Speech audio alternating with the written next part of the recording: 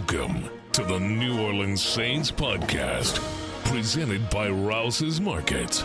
You'll hear from players, coaches, broadcasters, and writers that cover the NFL daily. The New Orleans Saints podcast starts right now. Here's your host, Erin Summers. Welcome to the New Orleans Saints podcast. The Saints are headed west for Week 9, a matchup against the Rams. And they're once again heading into this weekend with a healthy roster. All players participated in practice Friday.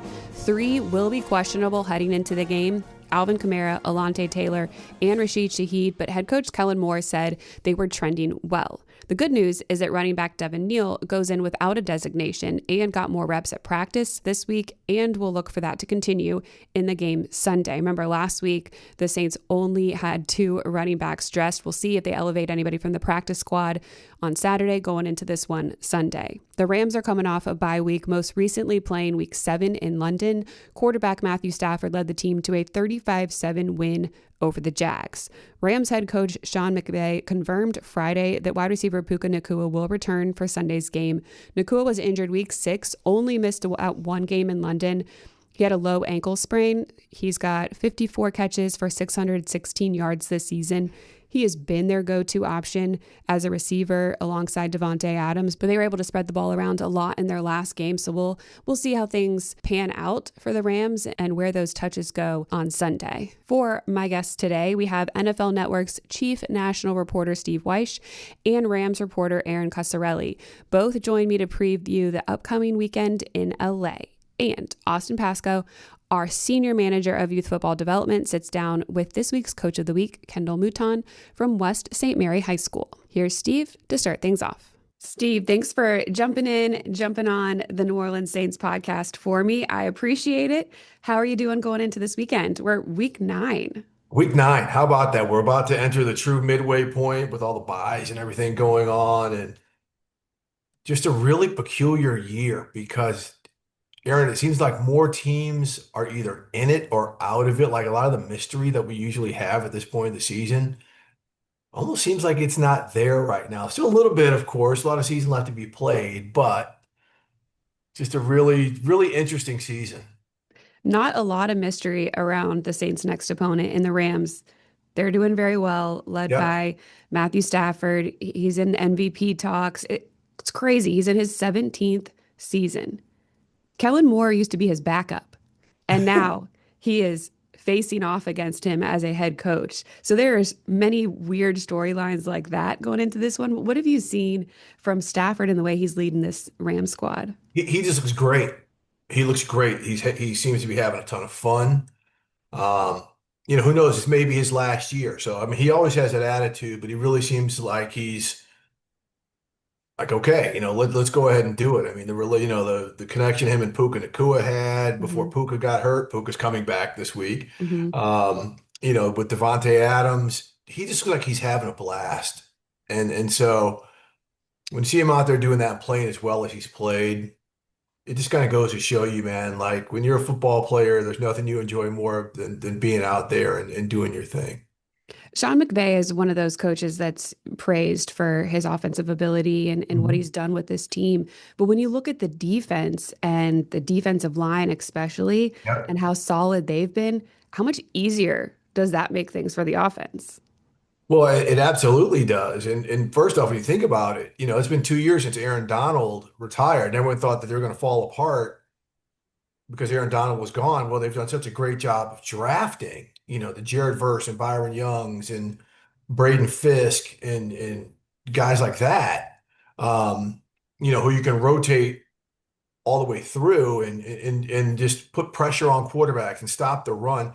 It's made everything a lot easier because they've got some concerns in the secondary at the corners, but the fact that you have these edge rushers putting pressure, these interior guys putting pressure on quarterbacks, it just makes it easier. They're getting takeaways. They're shortening fields for their offense.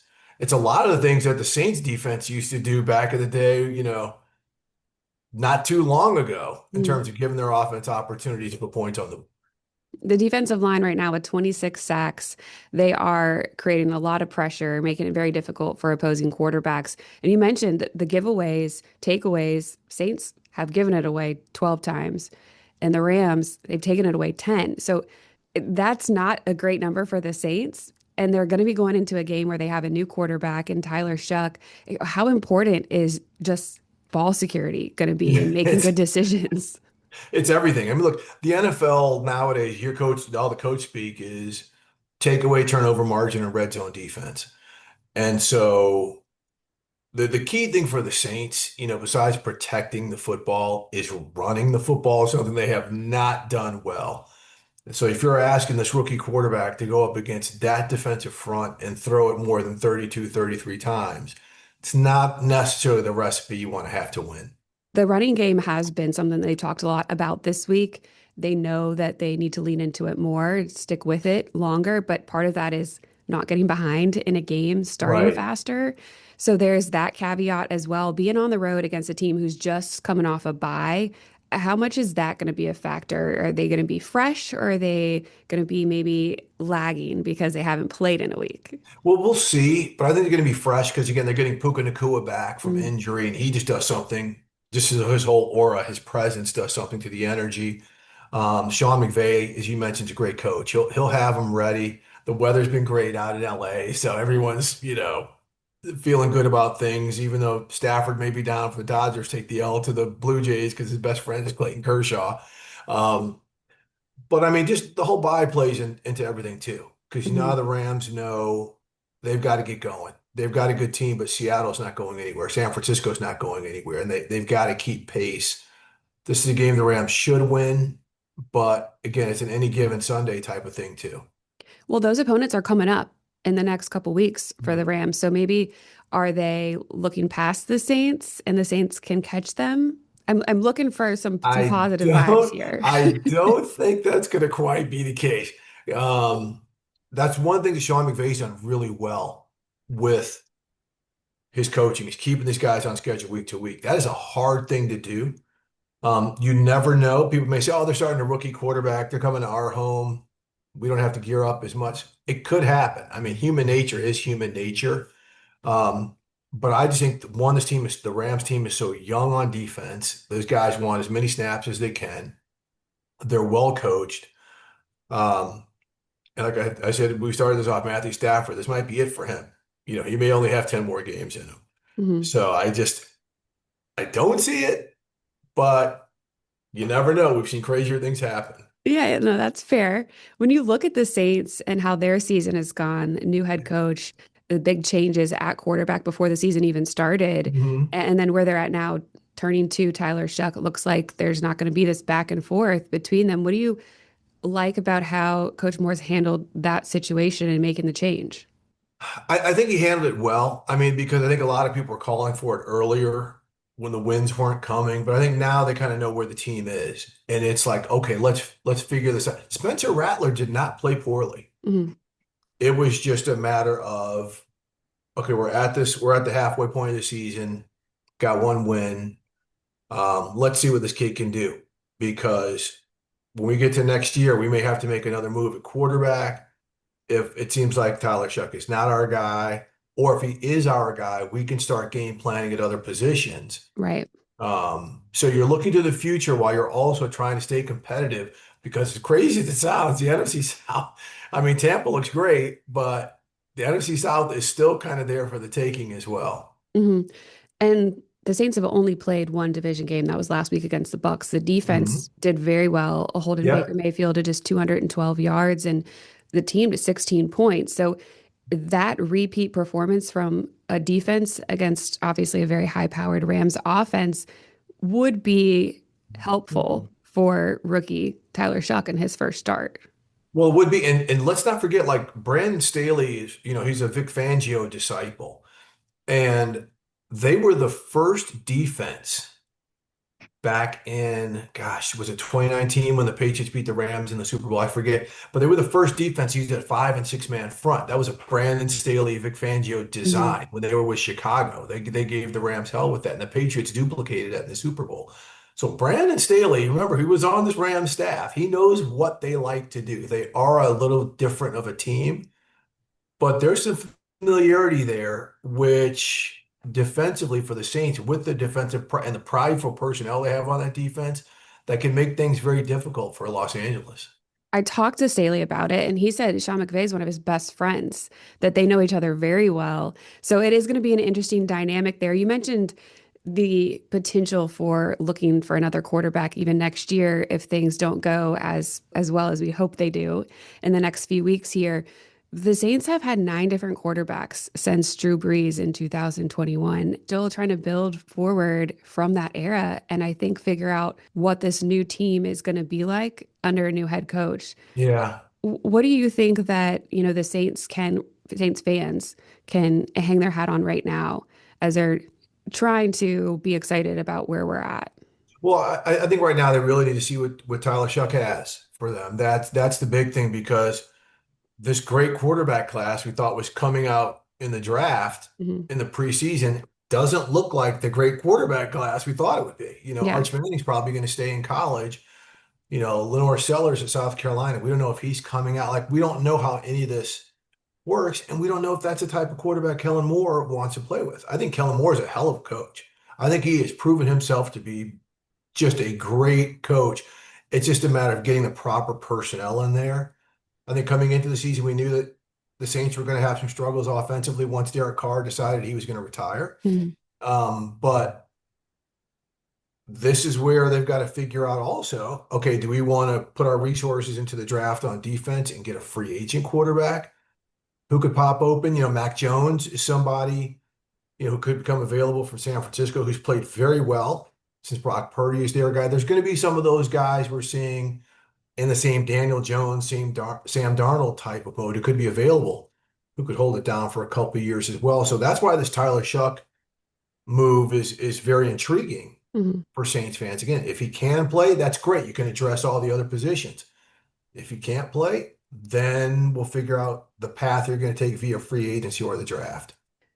Looking at the entire NFL, I mean, you mentioned that they kind of know who's the good teams, who are the teams at the top, who may be here in February when it's all said and done. But what's a storyline or something that has surprised you this season that you didn't expect? Well, the biggest storyline is the Colts being so good. I mean, they Yeah. they legitimately, like, people could say, oh, they've had a soft schedule, this and that. No, that's a very good football team.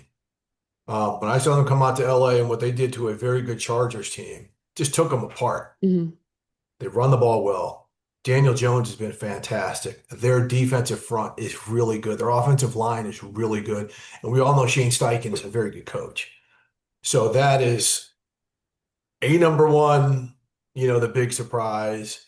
And then we'll see. We a couple of weeks ago we said, man, Baltimore, like, struggling as much as they have, was a big surprise, but they look like they're back on the right track, where they could eventually win the division. Yeah. I mean, Lamar Jackson, it's a game changer for them. Well, I appreciate the time and giving us some insight into this matchup and the rest of what's going on in the league. What do you have going on this weekend? Well, this weekend I'm doing a college game on Saturday, black college game, and then Sunday I will be in studio on NFL Game Day Preview with Mike Yam. It is our second tier channel NFL Network, so you can find it on Roku, Tubi, the NFL app, all your free streaming apps. So 9 a.m. Eastern time or 10 a.m. Eastern time. I'm wrong again.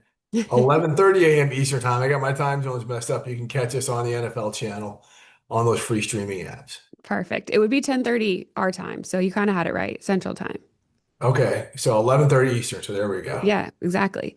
I appreciate it definitely and look forward to catching you this weekend. I mean, I know my group chat's going crazy right now because YouTube took ABC and ESPN off. So we got to watch your channel instead. Well, please do because I've got YouTube TV as well. Just more viewers for you. Let's hope so. All right. Thank you so much. I appreciate it. Take care. Erin, thanks for joining me on the New Orleans Saints podcast. It is great to have you because you are there in LA, ingrained in all things Rams. We got to get the lowdown from you. So, how are you? I'm so good. Happy Halloween. I love today because it feels like a holiday. And, we're taking on the Saints this week. And, we were talking offline just how the Rams right now are in a much different position heading out of the bye than they were last year. And, it seems like all things are firing on all cylinders. So it's been fun to cover them this season. Yeah, I mean, coming out of the bye, they're going to be a little bit healthier, getting Puka Nacua back, but him pairing with Devontae Adams, I mean, what has that done for Matthew Stafford this year? The storyline that I remind everyone who may not be as familiar with the Rams, certainly during training camp in this offseason, Stafford had this crazy, like aggravated disc in his back. He was not playing the entirety of training camp. And Coach McVay, who's unbelievable players coach, really protected him from the media because we just didn't know what was going on. So he would say, okay, he'll be back in a week. And then that week would happen, and then he was still not available. So we weren't really sure. And, an aggravated disc doesn't just go away. It's either surgery or you play through it. And when the Rams had their first game against the Texans and that pass rush, like a collective when he, took his first sack. But having guys like Devontae, obviously Puka, who's familiar with him, it doesn't seem like there was too much lag in their connection. And you Mhm. saw it when Puka wasn't available, how that game turned into 10 different receivers, when they had the bye this week, but last week they were in London and they were taking on the Jags. 10 different receivers got in on the action. So I think it's just a testament to not only Stafford and his knowledge of the game, his experience of the game, but missing the entirety of training camp and having young guys, right? Two rookies last week, week 7, Mhm. uh, went, came into the end zone with a touchdown. So it's just a testament to Sean McVay, that offense, Matthew Stafford, and like you said, Devontae Adams picking up where Puka Nacua left off. Yeah. I mean, Stafford had 5 touchdowns in that game. So he was making a little bit of everything work. And it definitely helps when you have a back like Kyron Williams who can produce for you on the ground. That balance between the run and the pass game, how has that been this season? Yeah, it's been nice because, I think Sean McVay loves to air it out, obviously. And the 5 touchdowns were an example of that. But the balance has been great. They drafted Jarquez Hunter, and I think a lot of people thinking, the rookie would have gotten more in on the action. But really, Blake Corum, who was a rookie last year, kind of had the same experience. He really just wasn't involved. So you're seeing more sort of development and consistency with that 1-2 punch of Kyron and Blake Corum. And I think, it'll be really interesting to see exactly what you said. How's that run game going to look this week? Because, they want to try to get out of this game healthy and move on to the following week, which, if you're familiar, the 49ers, who had an entire roster of backups, really manhandled the Rams at home, which was a Thursday night matchup. So for us, the big storyline is who is this team? What is their identity? And how do they handle adversity? So, each week is a really interesting storyline. And I think you're right. The run game with the pass game has had a nice sort of balanced evolution this Mhm. season. Yeah. I mean, when you look at the Rams, for years, you thought of the defensive line and that front there. And then you have some changes. Aaron Donald retires and they haven't really missed a beat. You've moved in some other players. Jared Verse has done very well. Byron Young. The pressure that they're applying, what is working so well for their defense? Yeah. I mean, and it doesn't, for me, get enough love because I think a lot of the focus goes to the offense with Devontae and, coming off that game where so many tight ends were involved. But it really is a storyline to focus on because I think, last year when I first started covering the team, the big question was, how do you compensate for an Aaron Donald? Like that Mhm. guy's a motor, he's a machine, he's a Hulk. And, a young defensive line, how will they be able to figure it out? And again, a testament to Chris Shula, who's our defensive coordinator. This team heading this week, they're number 3 in scoring defense. They do a pretty decent job at keeping points off the board, but that pass rush, sort of swallows up the quarterback. And that's why it's going to be a really interesting because, look, you have a rookie, but there's a difference here where I think because it's his first game, I think you have to be prepared for anything. And I think that can be a threat. It can be actually an advantage to you guys because we don't really know what we're going to see. And it was the same thing that happened with the Niners when they had a backup. Obviously, Purdy wasn't available, Mm. and they took advantage of it. The Rams defense were flat. So it'll be very interesting to see that because there's a rookie starting, that does not mean to me that the Rams should take any days off, because it poses its own challenge in sort of the unpredictability. Yeah, you're around the team, heading to practice here in a little bit. What is the conversation, or what has it been like about the Saints and this matchup coming up? It's that. We spoke with Coach. He'll speak today at practice, but he talking about, and you and I were chatting how different this team is getting out of the bye at 5-2. Last season they had one game they won, and they were really behind in terms of a record and trying to make the race in their division. But what Coach said is humility. He practices. He's like, every single game, it does not matter the record. We have to take a team serious. And it's true, because there's no trap games, obviously, in this NFL. In the NFL, and I think he's always espoused, like, be humble. There is no, whether it's the coaches or the players, it is an NFL team. So despite your guys' record, and you guys have had some challenges, you're trying to kind of figure things out. They're still very much taking this team as a contender, and it's important to sort of stack those wins, especially in the NFC. Yeah, you mentioned they got some tough opponents coming up as well. So they, I'm sure, want to set a good tone coming out of the bye. The Saints definitely looking to get back in the win column. When you look at this game, what are some of the storylines that kind of stand out to you, or things that may become a factor in Yeah. this one that would lead to a win on either side? I think the thing that you can look at, or that would be to me the most interesting, and this has been the biggest conversation among LA Rams fans, is what is that offense going to look like now? So you have Puka back. He's dealing with an ankle injury. Mhm. How involved will he be? But remember, and this is something that I've been talking about, that tight end 13 personnel was used this last game they played in London almost 40% of the time. Coach McVay hadn't utilized 13 personnel. I want to say in the last 4 seasons, he'd only utilized it for 6 plays. Mm. So what I'm the most curious about is, when now you had 10 different receivers involved in the game.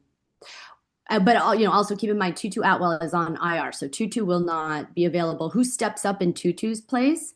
But also, what's Puka and that offense? How do you distribute the ball around? Yeah. And I think that's, to me, the biggest, most interesting. Are we going to go back to what we saw the first few weeks, where it was really the Puka and Devontae show, or are we going to see now a little bit more 13 personnel? Is Sean McVay? He loves to play, to shake things up. So I think the biggest thing for us is, how healthy is Puka? Are they going to rush him back? How involved will he be in that offense? And let's say he's, 90% or 85%, and he's pretty good to go. How do they incorporate him now that they kind of learned the success of that 13 personnel? And I think that's, to me, the most interesting part of this, Mhm. about this game coming up.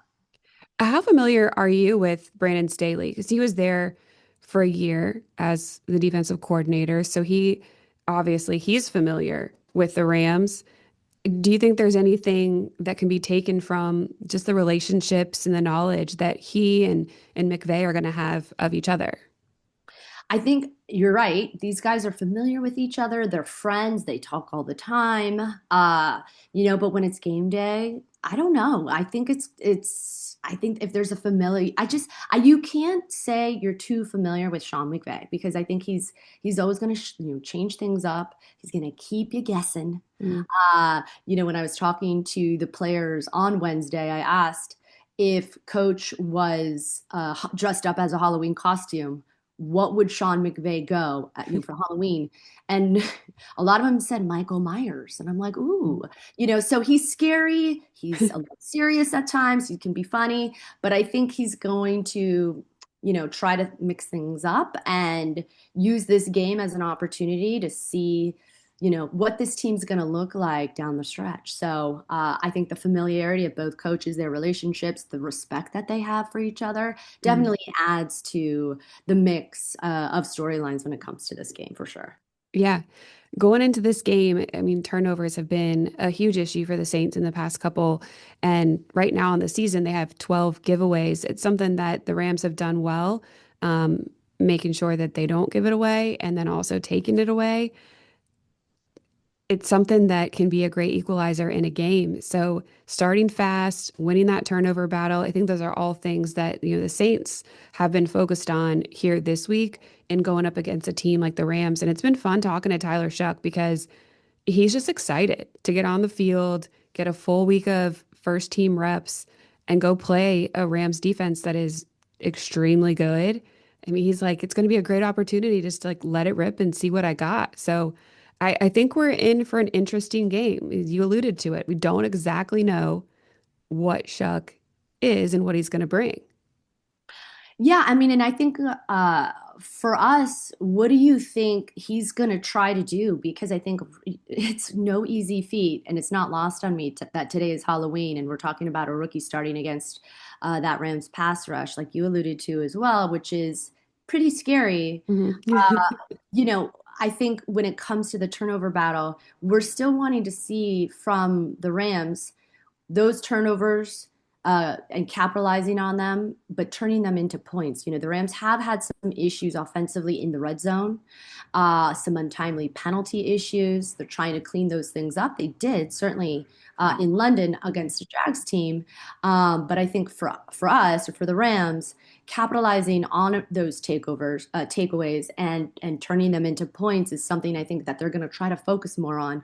But my question for you are certainly something that I think you being in the building, what do you think the Rams defense would see from a guy like Tyler? Yeah. I mean, he looks a lot better than he did in preseason and seems more confident in himself as decision making. He does utilize his legs. He likes to move around and extend plays. I don't know. It's going to be interesting. I think is not necessarily going to take a lot of big risks, but I think he is going to try to give it everything he has and may kind of throw some different stuff out there just to try to catch the Rams, off guard and maybe find some opportunities for the Saints to get into the end zone because that has definitely been something they've been struggling to do as well. Red zone has been tough to them. Yeah. Yeah. Yeah, and this is a good test for the Rams because coming up on deck, they're going to be facing the Bucks. Mm. They're going to be facing the Niners. They're going to be facing some mobile quarterbacks that they've had trouble with.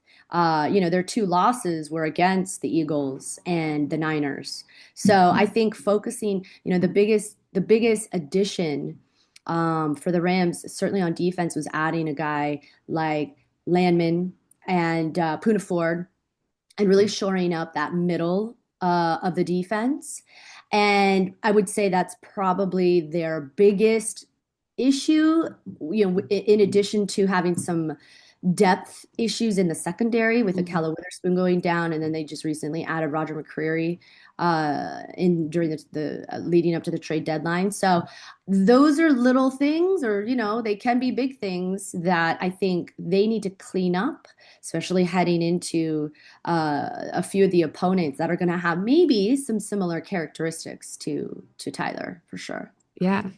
Well, I appreciate the time so much. I hope you enjoy your Halloween and you get to do something fun. Are you dressing up? I am, and I think this year I might try to. I don't know. Here's my bone to pick when it comes to Halloween, because I'm not trying to buy a costume every single year. So I tend to just take one theme and then add flair to it, which is usually either like Catwoman or Batwoman. Which, by the way, I don't know if there's a Batwoman, but like I have a costume with bat wings and like ears. So I tend to go like the all black like cat. But this year I'm gonna change it up Okay. and go in with Red Riding Hood. Oh, So I we'll like it. yeah, yeah, yeah. How about you? No, I got to work. Got a Ah, Pelicans game tonight. It's a late one. They're playing the Clippers, so they're there in LA. Um, yeah, it kind of stinks. I always love watching the little kids trick or treat and see all the costumes, but be in studio watching the Pels. I know. Well, you know what? It's duty calls. It's like we Exactly. got to commit to work. So I get Yes. it. But Yeah. thank you for having me on and happy Halloween to you too, Erin. Thank you. Appreciate you. Now, here's Coach AP with West St. Mary's Kendall Mouton, who has brought the team from a 1-9 record last season in his first season as a head coach to a current record of 7-1. What is going on, everybody? It is Coach AP. We are back for a New Orleans Saints High School Coach of the Week. This is week number 8. This is where the cream of the crop are growing all the way throughout. I am here at West St. Mary High School, home of the Wolfpack. Right next to me is Coach Mouton. Coach, you're our Coach of the Week, man. What does that mean to you? First of all, it's a blessing, and I'm just very thankful, honored to even be acknowledged for what I do and what our community does. So it's just a humble blessing for me. And I mean, look, this is one of those things, like, we pieced this together not even within 12 hours. And I show up, you have the football team out here, you have your cheerleaders, your band, they did a little second line. I mean, talk to me, like, what was that initial reaction when you started seeing all that? I was just taking a breath, man, lost for words. We have a good, strong community here within our school. We have a good, strong community within our neighborhoods, and just thankful and blessed once again. And I mean, talk about that community. I mean, I said 12 hours. I mean, shoot, your dad was here, your uncle, your aunt. I mean, you had your whole family here basically, and I'm sure you didn't even know because this was a surprise. So, like, talk to me a little bit about that. Yeah, definitely was a surprise. I kind of was thinking something was up, but I was just so focused on the game tonight. But definitely surprised. Always got to see my dad.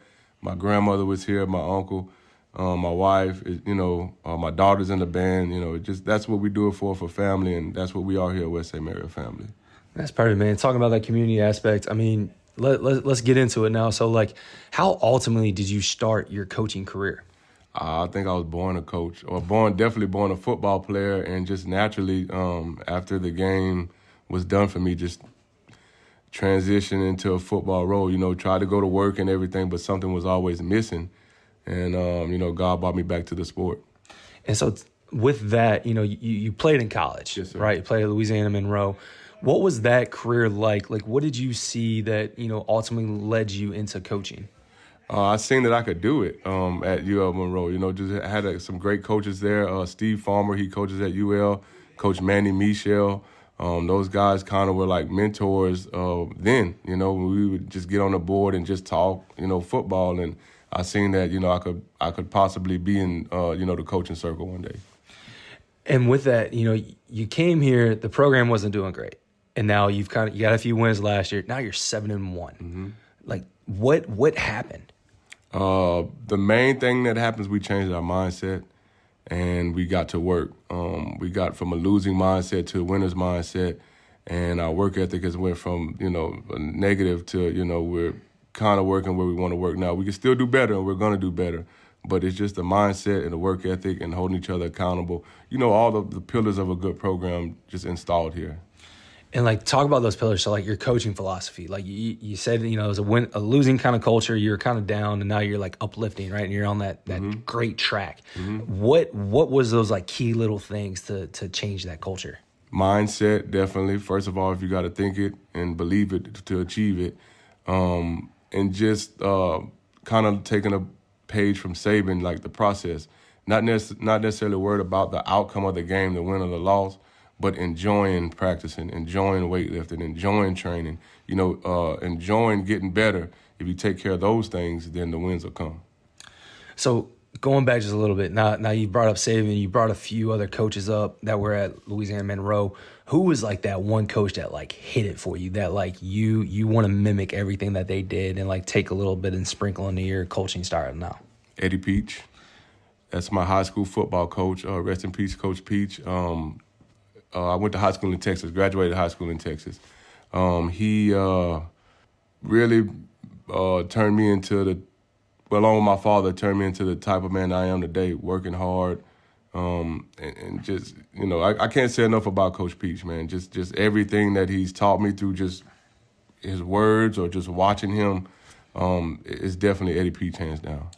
And so, like, that, now you are that Eddie Peach, right? Like, you are that coach for these young men and everything like that, on and off the field, because it's almost one of those things where you're unk, you know what I mean? Mm-hmm. So, like, what are some of those things that you're trying to teach them, just not on the field, but off the field as well? How to be accountable, how to be a man, even though things may, adversity is going to strike, but you can't get down in the dumps. You have to get yourself up and go to work every day and be consistent with that work ethic. Absolutely. I mean, that goes from anything from, helping pick them up, make them a PB&J, like be that father figure that they need sometimes when things aren't going right at home. There's a lot of scenarios that can play into that. But, on the field, off the field, I mean, you're definitely building what I think is like a great winning culture here. So tonight, you're taking on defending champs. You're taking them on Catholic New Iberia. Yes. What is that culture going to be like for you guys going into that? Just play hard, play hard and do what we're supposed to do. DYJ, do your job. That's what we call it. Don't let the moment be too big, and just compete for 4 quarters. That's what it's going to take. Playing a good team like that, a good program from top to bottom, you're going to have to bring everything and a little more to get a win versus them. So that's what we plan on doing tonight. Man, from top to bottom, from planning this within 12 hours to, coming here, meeting the kids, the football team, the band, they did a nice little second line. They had a nice little Coach Mouton chant, everything like that. Just closing it out, what does this school mean to you in depth in that community that you're talking about? Well, for me, I wouldn't want to do it any other place. My mother's from Baldwin, and the sacrifices that myself and my coaching staff make for the kids, I don't see me doing it anywhere else because, there's an actual real bond here. There's a real connection to the students, to the school, to the community. A lot of the kids on my team are blood kin. Coaching staffs are blood kin. So it's just like the fact that we're a community and family oriented that makes it all worthwhile. Coaching staff has been awesome this year. They've really stepped up, really been putting it out, doing their job to the best of their ability.